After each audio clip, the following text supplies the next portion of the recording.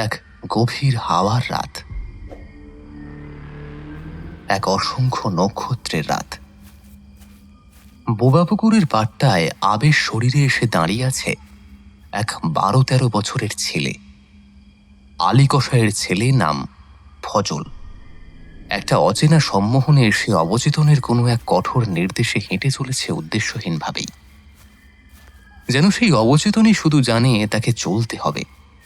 কেন বা কোথায় যেতে হবে সেই ঠিকানা তার কাছে নেই, আর তার চেতন লোকের কাছে তার এগিয়ে চলার তথ্যটুকু পর্যন্ত এসে পৌঁছয়নি। বোবাপুকুরের জলের অন্ধকার ঘন ঝোপের অন্ধকারের সাথে মিশে একাকার হয়ে জল, স্থল এবং আকাশের সমস্ত সংকেতকে দুর্বোধ্য করে তুলেছে। স্থির জলের আকাশের প্রতিবিম্বে ফুটে ওঠা তারাদের সমাবেশ প্রাকৃতিক আয়নার সাক্ষ্য বহন করছে। ফজলের মাথার ভেতরে চলা এক দৃষ্টি অতীত জাদু তার কানে ক্রমাগত প্রতিধ্বনিত করে চলেছে অনর্গল এক মন্ত্রোচ্চারণের গাম্ভীর্যকে। বোবাপুকুরের পাশ দিয়ে কিছুটা এগোতেই চোখের সামনে ফুটে উঠল এক উন্মুক্ত পরিসর। সেখানে একটা লম্বা বাঁশের খুঁটির সামনে বিঘত উঁচু আগুনের লেলিহান শিখা রাতের অন্ধকারের গভীরতাকে ক্রমাগত সদর্পে এক সম্মুখ যুদ্ধের আহ্বান জানাচ্ছে। সেই খুঁটিতে বাঁধা দুজন 12 বছর বয়সী মেয়ের মাথা নুইয়ে বুকের কাছে নেমে এসেছে। তারা গভীর সম্মোহনে অচেতন। ফজল এক যন্ত্রমানবের মতো আবেগহীন পদক্ষেপে সেদিকে এগোতে থাকে এক অজানা টানে। 2 কি 3 পদক্ষেপ যাওয়ার পরেই তার সম্মোহন কেটে চিতনলোকের পার্থিব সম্বিত ফিরে আসে তার মধ্যে, তবে সেটা কয়েক মুহূর্তের জন্য। কারণ আচমকাই তার গ্রীবাদেশ বরাবর অসহ্য এক প্রবল জ্বালা যন্ত্রণার উদ্রেককারী তীক্ষ্ণ কোনো এক অস্ত্রের আঘাত সে অনুভব করে, আর তারপরেই চোখের সামনে তার নিমেষে অন্ধকার নেমে আসে ঘন হয়ে। সকালে তন্ময়বাবুর একটু দেরি করেই ঘুম থেকে ওঠা অভ্যাস, তবে এখন গ্রামে এই অলৌকিক সমস্যার সমাধানের কাজে এসে তার ঘুম এক প্রকার ছুটেই গেছে। সকালের দিকে আজ একটু চোখে তন্দ্রা নেমেছে তার।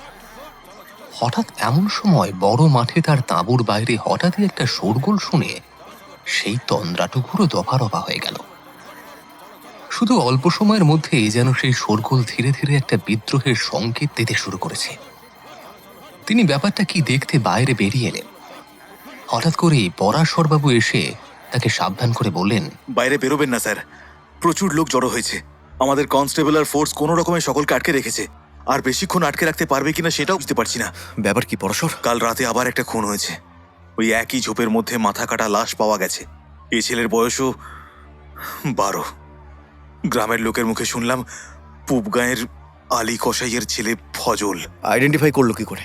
হাতের একটা আংটি আর একটি আরবি তাবিজের বাঁধন ছিল স্যার, ওটা দিয়েই। মাথা পাওয়া গেছে? না স্যার। ঠিক আছে, চলো, আমি ওদের সাথে কথা বলছি। আপনি যাবেন না স্যার, ওরা পুরো মারমুখী হয়ে আছে। তো এইভাবেই বা কতক্ষণ আটকে থাকবো? ফেস তো করতেই হবে, আর ভেতরে বসে থাকলে ওরা আরো অ্যাগ্রেসিভ হয়ে যাবে। এসআই রক্ষিত বাইরে আসতেই উন্মত্ত গোটা গ্রামের জনতা যেন সমস্বরে মারমুখী হয়ে এগিয়ে এলো তাঁর দিকে। পুলিশ ফোর্স কোনোভাবে ওদেরকে যা হোক করে আটকালো।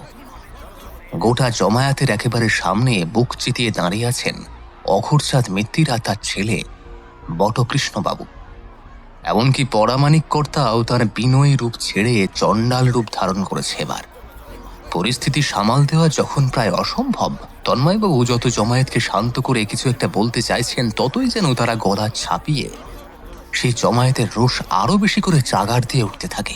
দেখুন, আপনারা সকলেই জানেন এবং আমার বিশ্বাস আপনারা মনে মনে বিশ্বাসও করেন, আজ আপনাদের পূর্বপুরুষদেরই একাংশের কৃত পাপের প্রায়শ্চিত্তের মাসুল দিতে হচ্ছে এই বাচ্চা ছেলে মেয়েদের ও তাদের পরিবারকে। তন্ময়বাবুর এখানে কোনো দায়ী নেই, কারণ যে ঘটনা ঘটছে তা সম্পূর্ণই এক অলৌকিক শক্তির কারণে। যাতে আমাদের কারোর কোনো হাত নেই শুধু এমনটা নয়, যা সম্পূর্ণ আইনের আওতারও বাইরে। তারপরেও তন্ময়বাবু সব কিছু ছেড়ে এখানে পড়ে আছেন যাতে এই সমস্যার কিনারা করা যায়। উনি কিন্তু চাইলেই উপযুক্ত প্রমাণ সহ পারতেন এই কেসটা থেকে নিজেকে সরিয়ে নিতে, কিন্তু উনি শুধুমাত্র আপনাদের মুখের দিকে চেয়ে আমাদের দিকে চেয়ে তা করেননি, আর আপনারা ওনাকেই দোষারোপ করতে এসেছেন এভাবে দল বেঁধে। অঘোরচাঁদ মিত্তিরের দিকে তাকিয়ে চন্দ্রনাথবাবু বললেন, আর মিত্তির মশাই, সুলেখা বা লিপির খোঁজ কিন্তু এখনো পাওয়া যায়নি। মানে এমনটা হতেই পারে ওরা এখন চরম বিপদের থেকে হয়তো দূরেই আছে, তাই ওদের যদি কেউ ফিরিয়ে আনতে পারেন সে কিন্তু এই তন্ময় রক্ষিতি। তাই আমাদের তো সকলের উচিত এই সংকটজনক পরিস্থিতিতে ওনার পাশে থেকে ওনার কাজে সাহায্য করা, আর আপনারা তা না করে ওনাকেই আক্রমণ করতে এসেছেন দল বেঁধে। অঘোরচাঁদ মিত্তির চন্দ্রনাথ আচার্যের কথার গুরুত্ব বুঝে সমগ্র জমায়েতকে এবার শান্ত হওয়ার নির্দেশ দিলেন। এর মধ্যে পঞ্চায়েত প্রধান বাসুদেব মালও সেখানে উপস্থিত হয়েছিলেন। তিনিও এবার জড়ো হওয়া গ্রামবাসীর উদ্দেশ্যে বললেন, দেখেন, একজন কর্মরত সরকারি চাকুরেকে হঠকারীর মতন চোট করে আইন নিজের হাতে তুলে নিলে তার ফল কিন্তু মারাত্মক। আর তাছাড়াও আইনত অপরাধের কথাখানি না হয় ছেড়েই দিলাম, গ্রামবাসীদের একখানা হঠকারী পাপের ফল গোটা গ্রামকে কেমন 50 বছর পরেও ভোগাচ্ছে তা তো দেখতেই পাচ্ছেন। সেই ঘটনাই আবার ঘটাতে চান আপনারা? এখনো শিক্ষা হয়নি? বাসুদেববাবুর কথায় গ্রামবাসীর মধ্যে এবারে একটা পাপের অজানা আতঙ্ক দেখা গেল। অঘোরচাঁদ মিত্তির গোটা জমায়েতের উদ্দেশ্যে বললেন, চলো হে ভাই, সব ফিরে যাই। পাপ বাড়িয়ে সত্যি লাভ নেই। এই বাবু লোক এখন কিছু করবে এই আশাই আমাদের একমাত্র সম্বল ভাই, আর অদৃষ্টেরে কেউই খণ্ডাতে পারি না। আমরা মানুষ তো, দয়ালের সে বিচারের কাছে তুচ্ছ। হ্যাঁ, হে তো মাইনা নিতেই লাগে। গ্রামবাসীদের শান্ত করে ফিরিয়ে দেওয়ার পরে চন্দ্রনাথবাবু ইসাই রক্ষিতের উদ্দেশ্যে বললেন, এদের তো কোনো মতে ফেরানো গেল, কিন্তু এখন করণীয় কি? সেটাই তো কথা। গায়ের ছোট্ট ছোট্ট বাচ্চাগুলো এইভাবে চোখের সামনে মরে যাবে? না না না না না, এ তো আর দেখা যাচ্ছে না। হেড কনস্টেবল পরাশরকে ফজলের লাশটা শনাক্তকরণের ফর্মালিটিস কমপ্লিট করে পোস্টমর্টমের জন্য পাঠিয়ে দিতে বললেন, আর নিজে ফরেন্সিক টিমকে একটা খবর দিলেন এখানে আসার জন্য। প্রাথমিক তদন্তের সমস্ত নির্দেশ দিয়ে গভীর চিন্তামগ্ন হয়ে চুপচাপ এসে বসলেন তাঁবুর বাইরের কাঠের চেয়ারটিতে। তারপর বললেন, যতই গ্রামবাসীদের দোষারোপ করি আমরা, এ কথা তো ঠিক, বাচ্চাগুলোর কোনো দোষ নেই তো। এভাবে দুটো বাচ্চা চোখের সামনে নৃশংসভাবে মারা গেল, আর দুজন এখনো সম্ভবত ওই অপশক্তির হেফাজতে। তাদের কোনো খোঁজ নেই। এই এতটা ব্যর্থতা আমাকেও তো কুড়ে কুড়ে খাচ্ছে।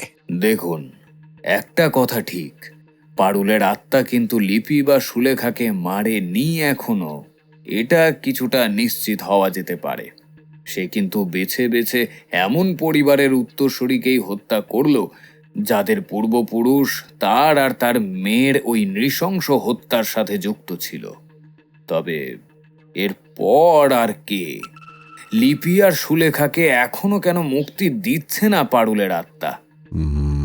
আর তো কোনো জীবিত পরিবারের কথা আমাদের জানা নেই যারা 50 বছর আগের সেই পাপের হোথায় যুক্ত ছিল। দাসখুড়োর কোনো খবর জানেন? তার ছেলে কি যেন অগরি টগরি বলে নিজেকে দাবি করত, সেই পরিবারের কোনো খবর?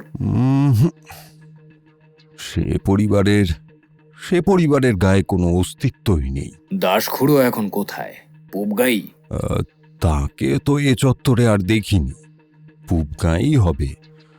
তার গতরখানায় তো নিজে থেকে চলাফেরার তাকত নেই। এক যদি না ওই ওই অপশক্তি আবার কোনো ভেলকি দেখায়। সেটা মনে হয় না হবে। ওকে পুবগায়ে যদি পারুলের আত্মা নিয়ে গিয়ে থাকে তবে সে ফিরিয়ে দেওয়ার জন্য নিয়ে যায়নি। খানিকক্ষণ চুপ থাকার পরে চন্দ্রনাথবাবুই আবার মুখ খুললেন, এখন প্রশ্ন একটাই, পারুলের অতৃপ্ত আত্মাকে জাগালো কে? কেই বা তাকে এত শক্তির যোগান দিচ্ছে? আপনার স্থির বিশ্বাসে কাজ পারুলের আত্মার একার নয়? একদম। নয়তো 50 বছর পর এভাবে একটার পর একটা দুর্ঘটনা শুরু হতো না। এর মধ্যে এমন কেউ আছে যে পারুলের আত্মাকে নিয়ন্ত্রণ করছে, আর তার উদ্দেশ্য অন্য, অনেক বড় কিছু।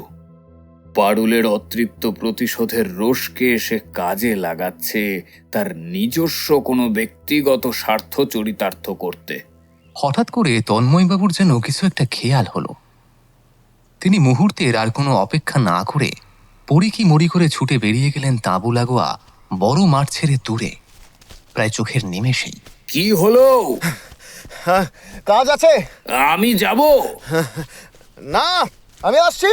তন্ময়বাবুর শরীরটা দূর সীমানায় মিলিয়ে যেতে দেখে বাসুদেববাবু চোখ টিপে চন্দ্রনাথবাবুর উদ্দেশ্যে কৌতুক স্বরে বললেন, বেগ এসেছে বোধ হয়। না, কিছু একটা মাথাতে স্ট্রাইক করেছে বলে মনে হলো ওনার। উনি ব্যাপারটার নিষ্পত্তি না করে ছাড়বেন না যা মনে হচ্ছে। চন্দ্রনাথবাবু কথাগুলো বলে এক মনে কি যেন আকাশ পাতাল ভাবলেন কিছুক্ষণ। তারপরে নিজের মনেই বললেন, খটকা খটকা, আমি একটু অঘোর বাবুর সাথে দেখা করে আসছি। আজ একবার আমাকে চুচুড়া যেতে হবে। আমি পরশু ফিরবো। কেন? কিছু কি দরকার আছে? হ্যাঁ, একবার অবধূত আগম গুরুর দর্শন পাওয়া একান্তই জরুরি। সেদিন রাতে বালিয়া গ্রামে আর কোনো অঘটন ঘটল না। মাঝে গোটা একটা দিন বেশ নির্বিঘ্নেই কাটল, কিন্তু গ্রামবাসীরা যেন প্রতি মুহূর্তে প্রমাদ গুনে এক দুঃস্বপ্নের। দৈনন্দিন ব্যস্ততা সব আগের মতোই আছে, কিন্তু সবই যেন কেমন অন্তঃশ্বাস শূন্য, প্রাণহীন, স্বতঃস্ফূর্তিহীন এক অপরিসীম যান্ত্রিক বিষাদগ্রস্ততার ছায়া গ্রাস করে আছে প্রতিটা পদক্ষেপে। এখন আরো এক গভীর রাত, চারিদিক যেন নিস্তব্ধতার ভারে নুইয়ে পড়েছে। আকাশে ম্লান চাঁদ মাঝে মাঝে ছেঁড়া মেঘের আড়ালে লুকোচুরি খেলছে। দূরের বাঁশঝাড়ে হালকা হাওয়া লাগতেই কেমন যেন শোঁ করে শব্দ উঠছে একটা, যেন কেউ অদৃশ্য হয়ে ফিসফিস করে কথা বলছে। ঝিঝি পোকার একটানা ডাক সেই নীরবতাকে যেন আরো ঘন করে তুলছে। গ্রামের মেঠো পথগুলো যেন জোনাকিবিহীন অতৃপ্তির পাতলা চাদরে ঢাকা, আর পোবা পুকুরের জল নিথর, একদম স্থির, যেন সময় এখানে থেমে গেছে। এই অদ্ভুত নীরবতার মধ্যেই হঠাৎ করে ভেসে এলো একটা করুণ কান্না। কান্নাটা কোনো মানুষের, বুক মুচড়ে ছিন্ন ভিন্ন করা এই কান্নাটা কোনো মানবের হতে পারে না, বরং সে মানবেরই এক অশরীরী রূপ গভীর হাহাকার করছে। শব্দটা বাতাসে ভেসে বেড়াতে লাগলো, কখনো কাছে কখনো দূরে, যেন কাউকে ডেকে নিচ্ছে অজানার দিকে। ফজলের মা, মানে আলী কসাইয়ের স্ত্রী সাবিনা বিবি, তখন নিজের ঘরের বাইরে সদ্য দুদিন আগে তার নিজের হাতে গোবর দিয়ে নিকোনো দাওয়ার ওপরে বসেছিলেন, চোখে মুখে একটা অপরিসীম ঔদাসীন্যতা মেখে। সেই কান্নার শব্দটা তার কানে পৌঁছতেই তার দৃষ্টি শূন্য হয়ে গেল।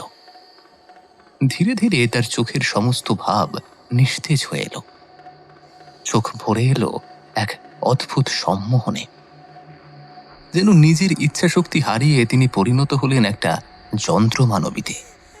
নির্বিকার, নিরুচ্চার, অজান্তেই তিনি উঠে দাঁড়ালেন। ধীর পায়ে নিঃশব্দে এগিয়ে চললেন ঘর ছেড়ে, উঠোন পেরিয়ে সেই মেঠো পথ ধরে। চারপাশের অন্ধকার যেন তাকে ঘিরে নিতে চাইছে, তবুও তার পথ চলা থামল না। সেই করুণ কান্না যেন তাকে পথ দেখাচ্ছিল। শেষমেশ তিনি এসে পৌঁছলেন সেই বোবা পুকুরের ধারে। পুকুরের জল তখনও স্থির, কালো আয়নার মতো। এক মুহূর্ত তিনি থামলেন না, কোনো দ্বিধা, কোনো ভয় কিছুই যেন তার অবশিষ্ট নেই। ধীরে ধীরে তিনি নেমে গেলেন সেই জলে, প্রথমে পা, তারপর শরীর, অবশেষে সম্পূর্ণ মিলিয়ে গেলেন সেই অন্ধকারে, নিথর জলের গভীরে। পুকুরের জল আবার আগের মতোই শান্ত হয়ে রইল, যেন কিছুই ঘটেনি। শুধু দূরে কোথাও আবারও ভেসে এলো সেই অশরীরী করুণ কান্না।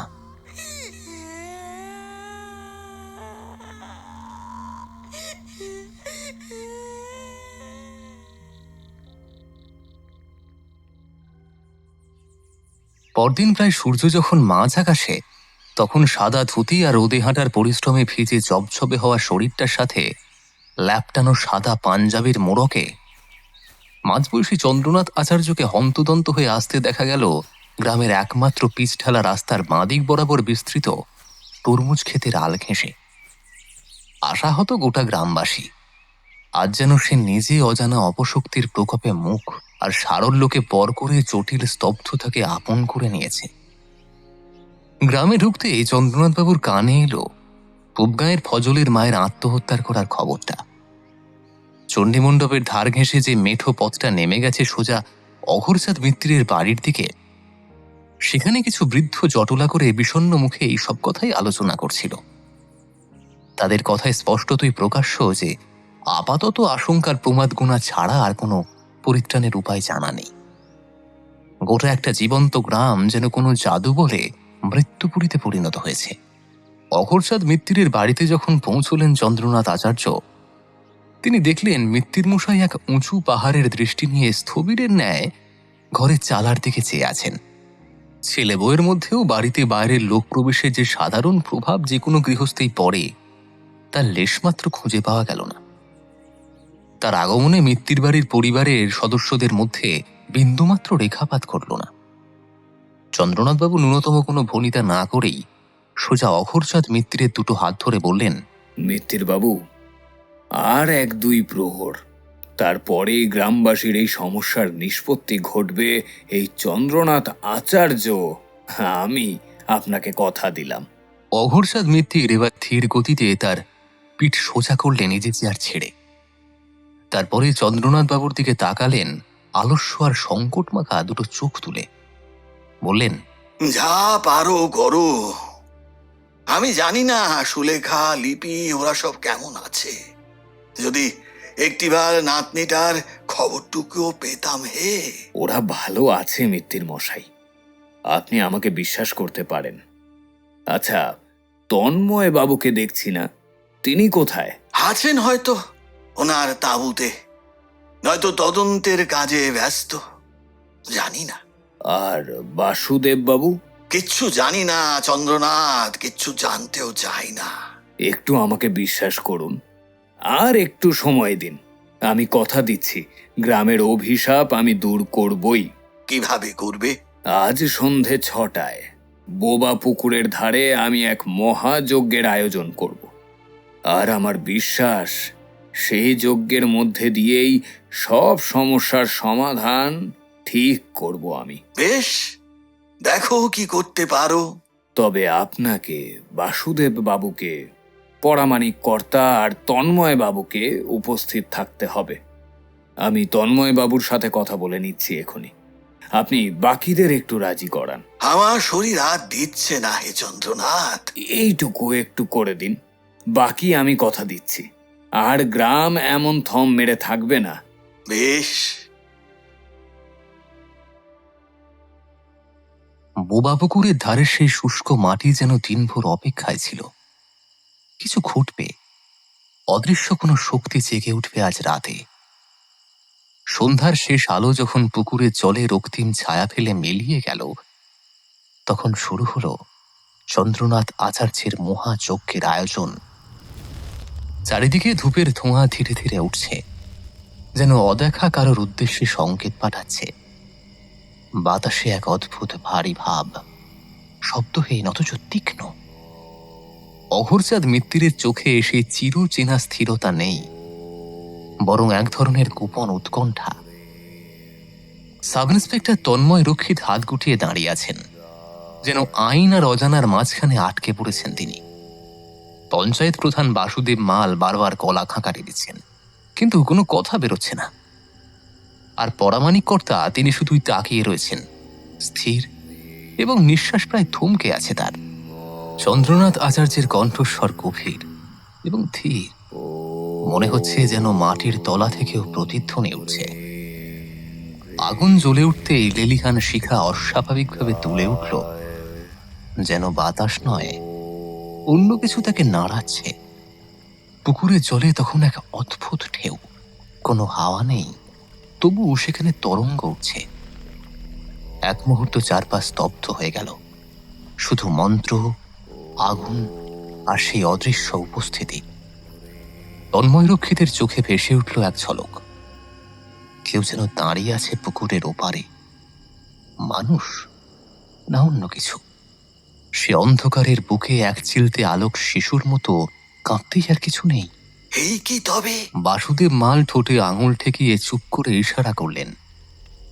মন্ত্রের গতি বাড়তে লাগলো। আগুনের রং বদলে গিয়ে হলুদ থেকে নীলচে, তারপর অদ্ভুত এক কালচে আভা সেখানে। যেন আলো নয়, অন্ধকারে দাউ দাউ করে চলছে। ঠিক তখনই পুকুরের মাঝখানে এক বুদবুদ উঠে ফেটে গেল। সাথে সাথে একটা শীতল হাওয়া চারিদিকে ছড়িয়ে পড়ল।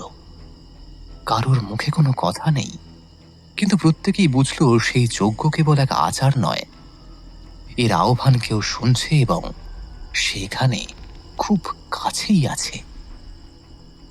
ধীরে ধীরে চন্দ্রনাথ আচার্যের তৈরি হোমকুণ্ডের সামনে জমাট বাঁধা নিকষ অন্ধকারের মধ্যে প্রকট হলো একটা অসহনীয় বিভৎস রূপ।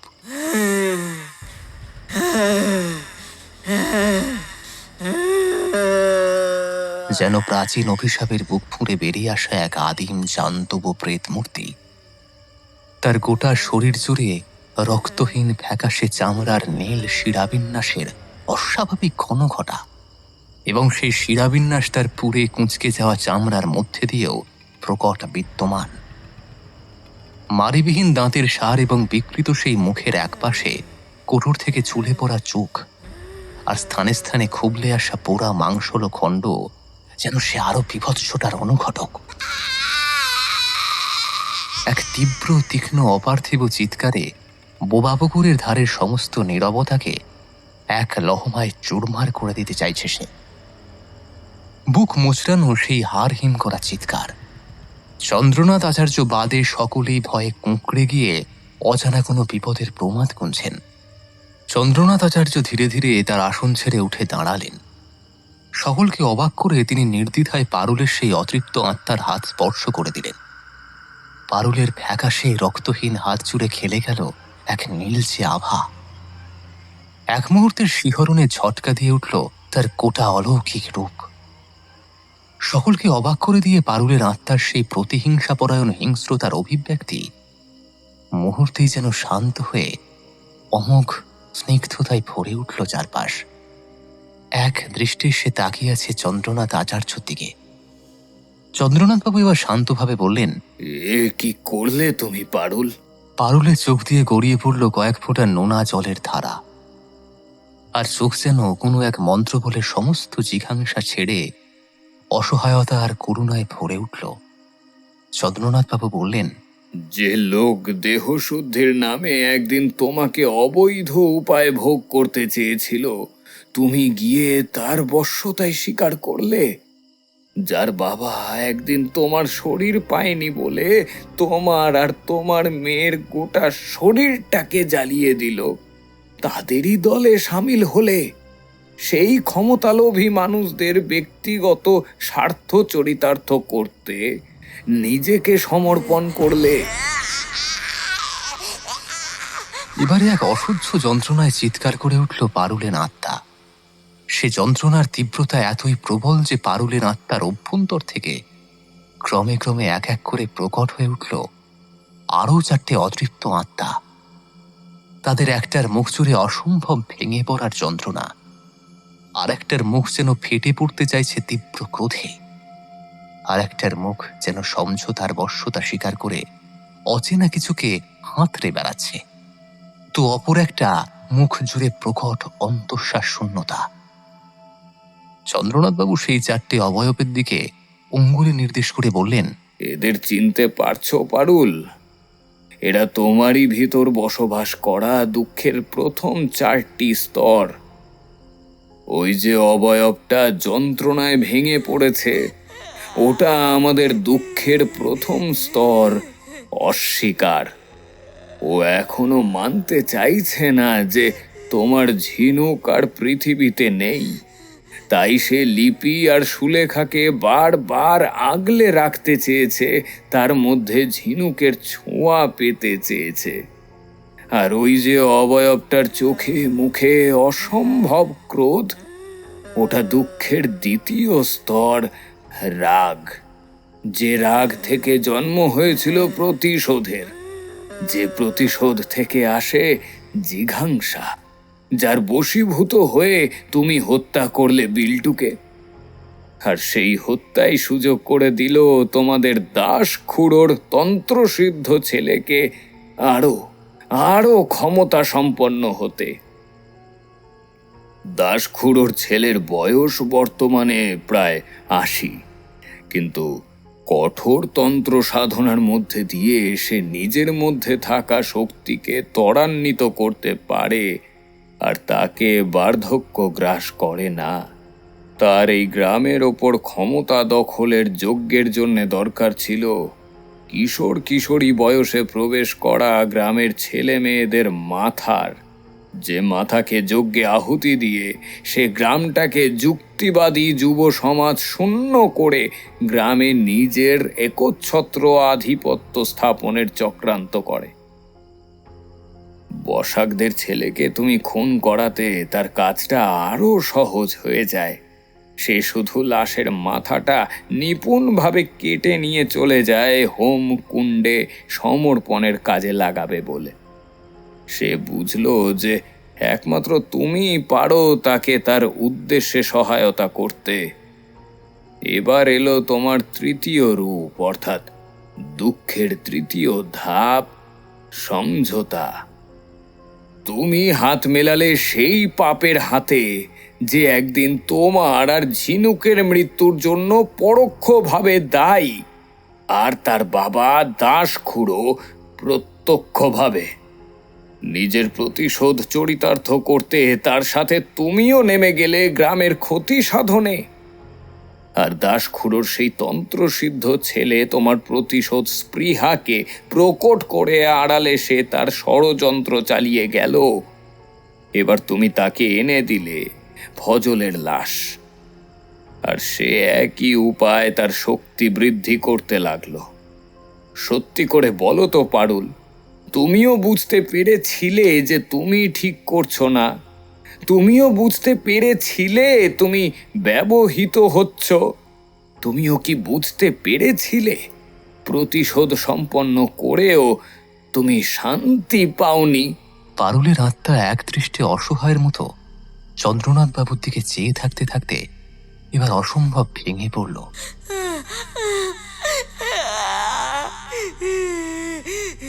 চন্দ্রনাথ বাবুর চোখের ভিতর থেকে উৎসারিত ভরসার আবেশ সেখানে একটা আঁচ করতে পারল এবং নিজেকে শক্ত করে নিল। চন্দ্রনাথ বাবু বললেন, তুমি যদি অনুধাবন করতে না পারতে পারুল, তবে তোমার ওই চতুর্থ অবয়বটি প্রকট হতো না, যা দুঃখের চতুর্থ স্তর, বিষণ্ণতা। তোমার অবয়বের মর্মভেদী কান্নার রোল ফজলের মাকে, আলী কসাইয়ের স্ত্রীকে বাধ্য করে আত্মহত্যা করতে। তবে এবার সময় এসেছে পারুল দুঃখের পঞ্চম স্তরে পৌঁছনোর, অর্থাৎ দুঃখকে স্বীকার করে নেওয়ার। ঝিনুক সরল ছিল পারুল, তার বয়সের সারল্য, তাই সে সহজেই মুক্তি পেয়ে যায়। তুমিও মুক্তি পাবে যদি দুঃখকে স্বীকার করে নিতে পারো, বৃহত্তর সামাজিক স্বার্থকে এগিয়ে দিতে পারো, ব্যক্তিগত স্বার্থকে তুচ্ছ করতে পারো। নিলে তো তোমার প্রতিশোধ পারুল, কিছু কি পেলে? বরং আরো হাজার হাজার অসহায় ঝিনুক পারুলের ভয়ঙ্কর পরিণতির ভিত স্থাপন করার কাজে হাত কালো করলে। একবার স্বীকার করে নাও পারুল, দুঃখ সময়ের সবচেয়ে আদিম সত্য।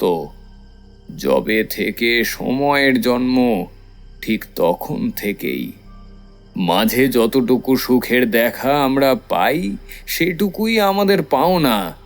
তার জন্য নির্দ্বিধায় একবার এ মহাবিশ্বকে ধন্যবাদ জানিয়ে দেখো, তাতেই তোমার মুক্তি। পারুল, তুমি কোনো ডাইনি নও, কোনো অতৃপ্ত আত্মাও নও। তুমি একজন মা, দুঃখ থেকে ভেঙে আসা 5টি স্তরের ছায়া মাত্র। কিন্তু মা তো সেই হয় যে বসাকদের ছেলে বিল্টু হোক বা আলী কসাইয়ের ছেলে ফজল, তাদেরও সন্তানের চোখে দেখতে পারে। পারুলের আত্মা এবার চন্দ্রনাথবাবুর গালে এক অপার্থিব ফ্যাকাশে হাতের আলতো কোমল স্পর্শ ছুঁইয়ে দিল। তারপরে এক স্মিত হাসি হাসল সে হাসিতে কোনো চটুলতা নেই, এক সরল স্নিগ্ধতা মাখা নিপাট স্নেহভরা হাসি। তারপর আলতো করে অন্তঃস্থল থেকে উঠে আসা সহজাত প্রতিধ্বনিত কণ্ঠে সে বলল, লিপি আর সুলেখা ভালো আছে আচার্য, ওদের ফিরিয়ে নিয়ে যাবে। দাসুকুরোর ছেলেকে তার কাজ সফল হতে দিও না। আমি জানি তুমি দেবে না আচার্য। তোমায় অনেক ধন্যবাদ আচার্য, আমাকে মুক্তি দেওয়ার জন্য ধন্যবাদ। ধীরে ধীরে পারুলের 5টা অবয়ব যেন তীর তীর করে বাতাসের ভরে কাঁপতে শুরু করল। ক্রমে সেই অবয়ব দূর সীমানার পারে ঝাপসা হতে থাকে, আর এভাবেই ঝাপসা হতে হতে একসময় মিলিয়ে যায়। শুধু পড়ে থাকে একটা গুমোট অন্ধকার। পারুলের আত্মার মুক্তি ঘটার পরে চন্দ্রনাথবাবু এগিয়ে এলেন এবারে অঘোরচাঁদ মিত্তিরের কাছে। তন্ময়বাবুর দিকে তাকিয়ে তিনি বললেন, তন্ময়বাবু, তান্ত্রিকদের শেপ শিফটিং এবিলিটি থাকে জানেন? অর্থাৎ তারা মন্ত্র বলে যে কোনো মানুষের অবয়ব, গলার স্বর, এমনকি মস্তিষ্ককেও হুবহু নকল করে নিতে পারে। তাই বুঝি? একদম। কি করে পারে বলুন তো? কি করে? শরীরে এটিপি উৎপাদনের ক্ষমতা বাড়িয়ে। অ্যাডিনোসিন ট্রাইফসফেট শক্তির মূল উৎস। তন্ত্রসিদ্ধদের এটি উৎপাদনের ক্ষমতা সাধারণ মানুষের থেকে 50 থেকে 100 গুণ বেশি হয়। সূর্যালোক থেকে সরাসরি তারা বাড়তি শক্তি সংগ্রহ করতে পারে উদ্ভিদদের মতো। ওরা আদতে চেহারা বদলায় না। তন্ত্রসিদ্ধ সাধক একরকম মিউটেন্টদের মতোই। ওরা নিজেদের কোষের পুনর্গঠন বা প্রয়োজন অনুযায়ী পরিবর্তন করতে পারেন। মেটমরফোসিসের নাম শুনেছেন তন্ময়বাবু? ফ্রান্স কাপকা? এই দেখুন, ধার করা মস্তিষ্কের এই এক জ্বালা। কখন কোন প্রশ্ন কোন কারণে করা হচ্ছে বোঝা দায়। ধার করা মস্তিষ্ক বলতে আপনি কি বোঝাতে চাইছেন? মেটমরফোসিস অর্থাৎ মেটামরফিক কোষ মিউট্যান্টদের শরীরে সাধারণ কোষের বদলে থাকে। এটা তান্ত্রিকদের শরীরেও তাই। সাধারণ মানুষের শরীরে সাইটোস্কেলিটন নামক একটা জিনিস থাকে যা শরীরের কোষকে একটি নির্দিষ্ট গঠন দেয়, কিন্তু মেটামরফিক কোষের ক্ষেত্রে সেটা প্রোগ্রামেবল বা কাস্টমাইজড, অর্থাৎ এমন একটা লিকুইড ফ্রেমওয়ার্ক যা ইচ্ছে মতো আকার নিতে পারে। গোদা বাংলায় বলতে হয়, কোষের এবং টিস্যু যাকে কলা বলা হয় তাদের গঠন ইচ্ছে মতো বদলে সামনে থাকা মানুষটার শরীরের অবয়বের ধাঁচে নিয়ে আসা। এবার অবয়ব তো হলো, কিন্তু শরীরের রং সেটাও পারে। মেলানিন কোষ, যার রঞ্জক শরীরের রং নির্ধারণ করে সেই কোষকে ইচ্ছে মতো বাড়াতে বা কমাতে পারে। আমাদের শরীরে মেলানিন বাড়ে সূর্যালোকে, যার জন্য অতিরিক্ত সূর্যালোক চামড়া কালো করে দেয়। আর এই তন্ত্রসিদ্ধরা সেই সূর্যালোকের থেকে আগত শক্তিকেই আয়ত্ত করতে পারে। একইভাবে ধীরে ধীরে সম্মোহন প্রক্রিয়ায় নিউরাল স্ক্যানিং অর্থাৎ সামনে থাকা মানুষটার মস্তিষ্কের গোটাটা পড়ে নিয়ে তার সমস্ত তথ্য সংগ্রহ করে তার হাবভাব, ধরন, স্মৃতি হুবহু নকল করে নেয়। এমনকি তার ল্যারিংস বা ভয়েস বক্স, ভোকাল কর্ড অর্থাৎ যেগুলোর কারণে আমাদের গলা দিয়ে আওয়াজ বের হয়, তার সমস্ত কম্পাঙ্ক এই তন্ত্রসিদ্ধরা হুবহু তুলে নিতে পারে। যে ক্ষমতার মধ্যে দিয়েই একজন তান্ত্রিক পিশাচ সিদ্ধ হয়ে তাকে বশ করতে পারে। 5 উগ্র বামাচার আর সব সাধনার মধ্যে দিয়ে একজন অঘরী এই ক্ষমতায় উত্তীর্ণ হন। কি তন্ময় বাবু, কিছু কি ভুল বলছি? আপনি অবশ্য এই এন্টায়ার প্রসেসটা বোধহয় জানতেন না, কারণ অত পুঁথিগত বিদ্যে আপনার নেই। কি সব বাজে বাজে বকছেন? জানেন একজন সরকারি কর্মচারীকে ভুলভাল অ্যালিগেশন দেওয়ার ফল? সরকারি কর্মচারীকে তো দিচ্ছি না, অ্যালিগেশন দিচ্ছি আমি এক অসাধু অসৎ তান্ত্রিককে, যে তার তন্ত্র সাধনাকে অসৎ উদ্দেশ্যে ব্যবহার করে গ্রামের ওপর দখল নিতে চেয়েছিল। আপনি এসআই তন্ময় রক্ষিত নন, আপনি এই গ্রামের দাসখুড়োর সেই ছেলে যে আজ সত্যি তন্ত্রসিদ্ধ হয়ে উঠেছে এতদিনের চেষ্টায় নিজের নোংরা উদ্দেশ্য চরিতার্থ করতে। আমি চুচুড়া গিয়েছিলাম মিত্তির মশাই, অবধূত আগম গুরুর কাছে তান্ত্রিকদের রূপ বদলের ক্ষমতার ব্যাপারে গভীর তত্ত্বগত ব্যাখ্যাটা জানতে। উনি এই ভণ্ডটার মতো অশিক্ষিত নন, আর অশিক্ষিত যদি হাতে ক্ষমতা পায় তবে তার পরিণাম এটাই হয়। আমার একে সেদিনই সন্দেহ হয় যেদিন এ হঠাৎই কথা বলতে বলতে উঠে চলে যায়। মনে আছে বাসুদেব বাবু? হ্যাঁ হ্যাঁ, বিলক্ষণ মনে আছে বই কি। সেদিন ওর ছোটার সময় শরীরের রঙের পরিবর্তন খেয়াল করি সূর্যের আলোতে, আর তখনই খটকাটা লাগে। বুঝতে পারি লিপি আর সুলেখার খোঁজে যেদিন তন্ময় বাবু এই পূব গায়ে এলেন সেদিনই তাকে গুম করে এ, আর নিজে এসে জুড়ে বসে তন্ময় বাবুর পরিচয়ে আমার এই গতিবিধির উপরে নজর রাখতে। সেদিন আসলে ওই অতিরিক্ত এটিপি ওর শরীরে কমে আসছিল। সেদিন কিন্তু ওর কোনো বেগ আসেনি বাসুদেব বাবু, ও গিয়েছিল ফজলের কাটা মাথা যজ্ঞের আগুনে দিয়ে মন্ত্র বলে শরীরের এটিপি বাড়িয়ে রূপ পরিবর্তনের সময়সীমাকে দীর্ঘায়িত করতে। সেদিনই বুঝেছিলাম এ আসল তন্ময় রক্ষিত নয়। আসল তন্ময় রক্ষিত বন্দী হয়ে আছেন লিপি আর সুলেখার সাথেই। মেরে ফেলেনি তো তাকে? না না, সোর্স না থাকলে এ ব্যাটা রেপ্লিকেট করবে কাকে? আর সেই সোর্সকে জীবন্তই হতে হবে, কারণ সচল মস্তিষ্ক ছাড়া রূপ বদল অসম্পূর্ণ। এবারে সেই দাসখুড়ো ছেলে সকলের অমনোযোগিতার সুযোগ নিয়ে নিজের ক্রোধকে শতগুণ বাড়িয়ে সমস্ত জমে থাকা শক্তি খরচ করে ধীরে ধীরে তন্ময়বাবুর রূপের আড়ালে থাকা সেই তান্ত্রিক রূপটাকে বের করে নিয়ে আসে।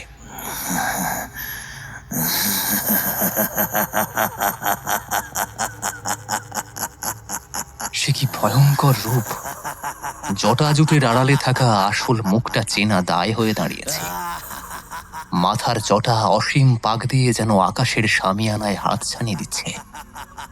দাড়িগোফের সম্ভার যেন পাতালে প্রবেশ করতে উদ্যত।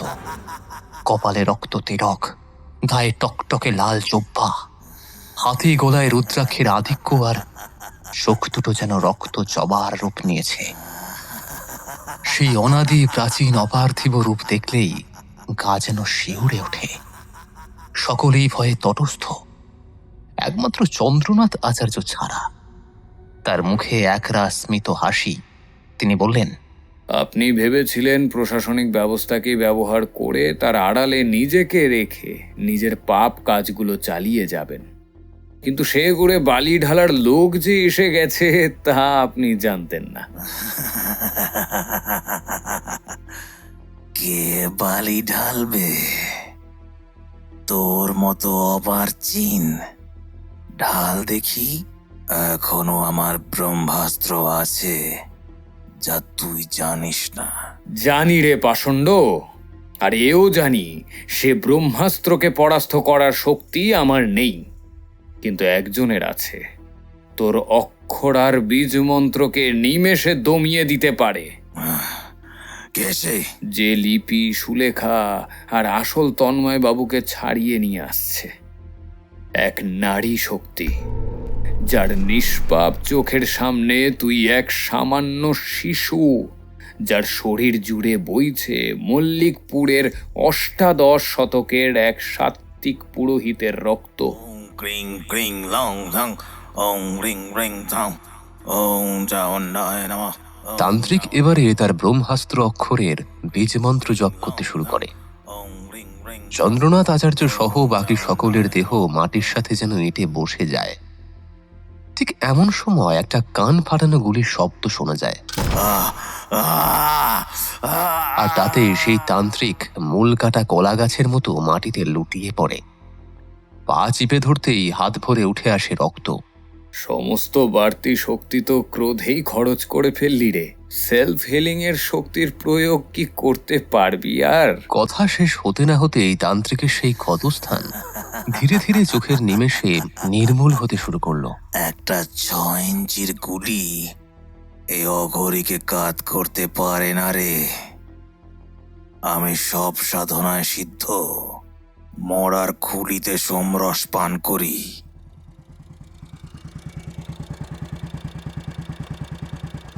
হঠাৎ করেই তান্ত্রিকের বক্তৃতা থেমে গেল। ওদের সকলের কানে এলো একটা গম্ভীর বাইকের গর্জন। ধীরে ধীরে অন্ধকারের ভিতর থেকে সেই জ্বলন্ত হেডলাইটের চোখসহ গোটা বাইকটা সামনের হোমকুণ্ডের নিভু নিভু আগুনের মৃদু আলোয় প্রকট হলো। বাইক থামিয়ে লকার স্ট্যান্ড করে সেখান থেকে নেমে এলো একটি সাদা বেল স্লিভার টপ আর কালো জিন্স পরিহিতা ছিপছিপে তন্নি মেয়ে। মাথার হেলমেটটা সে এক ঝটকায় খুলে রাখলো বাইকের ওপরে। তারপরে হোমকুণ্ডের আগুন পেরিয়ে তান্ত্রিকের দিকে এগোতে এগোতে বলল, আসলে সদ্য বন্দুক চালানোটা শিখেছি তো, তাই দেখে নিলাম নিশানাটা নির্ভুল হয় কিনা। জানি তোর সেলফ হিলিং পাওয়ার হেভি স্ট্রং, কিন্তু ওটা তো ওই 6 ইঞ্চির বুলেটের জন্য। আর সামনে যে 5 ফুট 6 ইঞ্চির বুলেটটা দাঁড়িয়ে আছে, তার হাত থেকে নিজেকে বাঁচাবি কিভাবে? কে তুই? বলছি তার আগে কটা কাজ আছে। অতনু, সুলেখা, লিপি আর তন্ময় বাবুকে নিয়ে এদিকে আয় তো একটু। মধুরেণ সমাপয়েতের সাক্ষী হওয়া থেকে ওনারাই বা বঞ্চিত হন কেন? হ্যাঁ, এবার তোর প্রশ্নের উত্তর দেওয়া উচিত, কারণ যার হাতে তোর বিনাশ হবে তার নামটা অ্যাটলিস্ট তোর জানার অধিকার আছে। অধমের নাম ঐশী উপাধ্যায়। শুরু কর এবার। ঐশীর আহ্বানে দম্ভে দাসুখুরোর তন্ত্রসিদ্ধ ছেলে এবার তার বীজমন্ত্র প্রয়োগ করতে শুরু করে। অন্যদিকে ঐশীও শুরু করে তার পূর্বপুরুষের ক্ষমতা বলে রপ্ত করা মল্লিকপুরের সেই গুপ্ত কুঠুরি থেকে পাওয়া অক্ষর আর বীজমন্ত্রের জপ। মৃত্যুদের চোখে অবাক চেতনার বিস্ফোরণে দুটো শরীর যেন তাদের নিজস্ব মন্ত্র বলে এবার মাটি ছেড়ে শূন্যে ক্রমাগত অভিকর্ষের বিরুদ্ধে উঠতে শুরু করল। দুজনের শরীর থেকেই বেরিয়ে আসা জ্যোতি যেন একে অপরকে অবদমনের সম্পূর্ণ চেষ্টা করে চলেছে। ঐশী আর তান্ত্রিক দুই ভিন্ন শক্তির প্রতীক তারা। একদিকে নির্মল এবং আলোকিত চেতনা এবং অন্যদিকে গুপ্ত অন্ধকারময় সাধনার গভীর রহস্য। অক্ষর আর বীজমন্ত্রকে কেন্দ্র করে তাদের লড়াই আসলে বাহ্যিক সংঘর্ষ নয়, বরং অলৌকিক শক্তির দ্বন্দ্ব। অক্ষর আর বীজমন্ত্র কেবল একটি শব্দ বা উচ্চারণ নয়, এটি সৃষ্টির মূল স্পন্দন, চেতনার সূক্ষ্মতম শক্তির প্রতিরূপ। ঐশী যখন এই মন্ত্র ধারণ করে তখন তা হয়ে ওঠে আলোর আহ্বান, শুদ্ধতা, করুণা এবং মুক্তির পথ। তার উচ্চারণের শব্দ যেন প্রস্ফুটিত হয় পদ্মের মতো, যা অন্ধকার ভেদ করে জ্যোতির্ময়তাকে ডেকে আনে। অন্যদিকে তান্ত্রিকের হাতে সেই একই বীজমন্ত্র ধারণ করে ভিন্ন রূপে।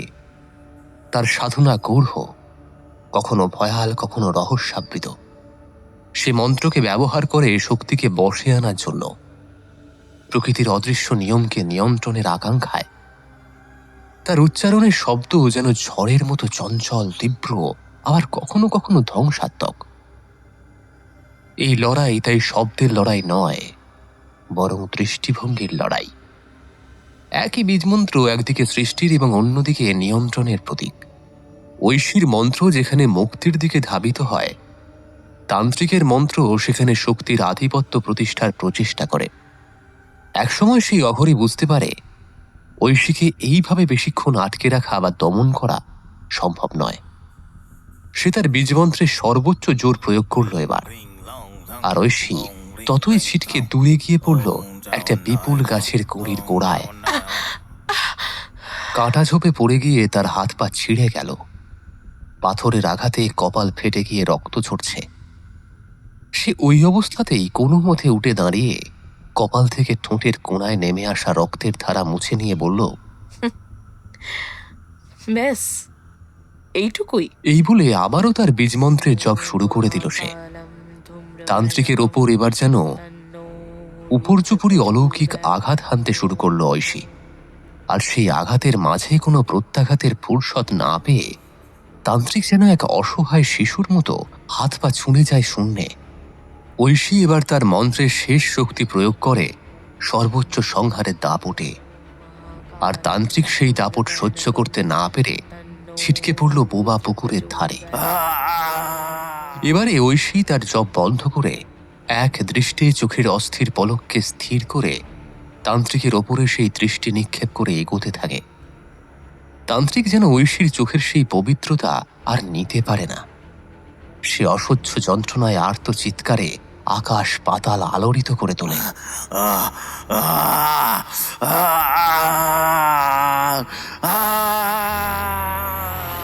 যদি কিছু জয় করতেই হয় তবে তা ভালোবাসা দিয়ে করতে হয়, ক্ষমতার আস্ফালন দিয়ে নয় রে মূর্খ। তান্ত্রিকের পক্ষে আর সম্ভব হয় না ঐশীর ওই নিষ্পাপ দৃষ্টির তেজ সহ্য করা। ধীরে ধীরে তার শরীরটা যেন চোখের সামনে কোনো এক অজানা উত্তাপে গলতে শুরু করেছে। আর এভাবেই গলতে গলতে বোবা পুকুরের জলের সাথে মিশে গেল সেই তান্ত্রিকের শরীর। আকাশে ভোরের রং লেগেছে, মৃদু পরিষ্কার হতে শুরু করেছে সবকিছু। বোবা পুকুরের জল সেই আলোয় একটু একটু করে কালচে ভাব কাটিয়ে প্রকৃষ্ট আত্মপ্রকাশ ঘটাচ্ছে। সাথে সকালে মৃদুমন্দ শীতল বাতাসের ছোঁয়ায় সেই স্থির জল যেন এতদিন পরে প্রাণস্পন্দন ফিরে পেয়ে তীর করে কাঁপতে শুরু করেছে অমোঘ এক উল্লাসে। ঐশীর শরীর একটু ক্লান্ত হয়ে পড়েছে। অতনু তার দিকে একবার ধীর পায়ে এগিয়ে গিয়ে তাকে ধরে নিয়ে এলো। চন্দ্রনাথ বাবু তার হাত ঐশীর দিকে বাড়িয়ে দিয়ে বললেন, অনেক ধন্যবাদ ঐশী, অশেষ ধন্যবাদ। রক্তিমের সাথে আমার আলাপ হয়েছিল হায়ার সেকেন্ডারির সময়। সে যোগাযোগ যে একদিন পর কাজে লাগবে তাহা ভাবতে পারিনি। আর তোমার স্যারের থেকে তোমার খোঁজ পেলেও একটা খটকা ছিল, তুমি রাজি হবে কিনা। অবধূত আগমগুরুর ভবিষ্যৎ দর্শন যেখানে মিথ্যে হয় না, তারপরেও সেখানে তুমি যে আমার জাস্ট একটা ফোন কলে এভাবে বিপদের মধ্যে ঝাঁপিয়ে পড়বে, সে তো আরোই ভাবতে পারিনি। বিপদ এখন আমার বাড়ির পোষা মিনি বেড়ালেন না। আর এতদিনের অভিজ্ঞতায় এটুকু বুঝতে পারি যে কে জেনুইন বিপদে পড়েই ডাকছে। আর বিপদ যেখানে নেমে আসছে গ্রামের সাধারণ মানুষ আর বাচ্চাদের ওপর, সেখানে কি আর চুপ থাকা যায়? তার উপর যেখানে স্যার বলেছেন সেখানে তো তোমার কাছে আমি এই মৃত্যুর মশাই, এই পরামানিক কর্তা তন্ময় বাবু, বাসুদেব বাবু, গোটা বালিয়া গ্রাম, আমরা সবাই চিরঋণী হয়ে থাকলাম। জানি না কিভাবে এই ঋণ শোধ করব। আর বাকিদের কথা জানি না, তবে আমার মন বলছে আপনি ভবিষ্যতে ঋণ শোধের সুযোগ পেতে চলেছেন। হঠাৎই ধূপ করে ভারী কিছু একটা পড়ার শব্দ শোনা গেল অদূরেই। সকলে কৌতূহলের সাথে কিসের শব্দ সন্ধান করতে থাকে। কিছুক্ষণের মধ্যেই সেই শব্দের উৎসটা পাওয়া গেল। দাশুখুড়ো মারা গেলেন। তার নিথর শরীরটা পড়ে আছে বোবা পুকুরের ঈশান কোণের অদূরে একটা অশ্বত্থ গাছের নিচে।